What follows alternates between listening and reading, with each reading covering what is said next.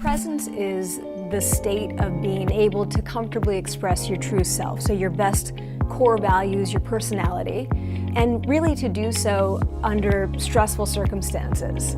Presence comes from knowing your story. You know, what's one of the things about you that can't be changed no matter how you perform in this negotiation or on this math test.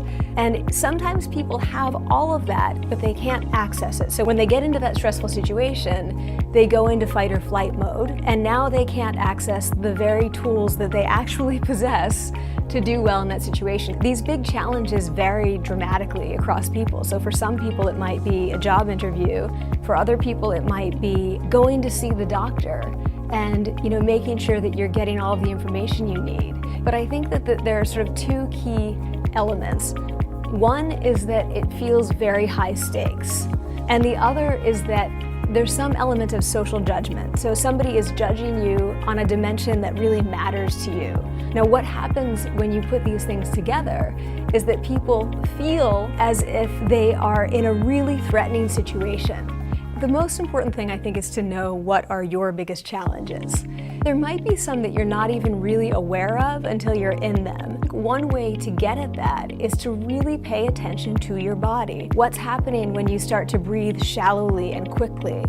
What's happening when you start to sweat? And so when they happen in the future, you can sort of course correct earlier.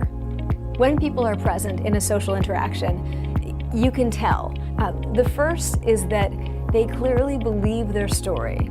So when people are present, they are attuned to their true beliefs and values, and people see that. Investors see that. That's one of the cues that investors really look for when they're looking at pitches.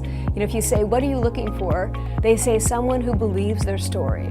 So confidence, true confidence, allows you to be open to what other people are saying. So people want to work with you if they see you as a collaborator. The third thing that you see when somebody's present, when we are being authentic and present, our words match our body language. If we're telling a happy story, our body's doing the things that we do when we feel happy. That's how you see authenticity. When you are lying or being inauthentic because you're scared to show people who you are, you're trying to communicate something that's not exactly real. The story that you're telling is not going to match what you're doing with your body language, because think about it. You've got words, you've got tone of voice. All of those things come together when you're telling the truth. When you're being inauthentic, it leaks out. And when you are not being present, it leaks out in the same way.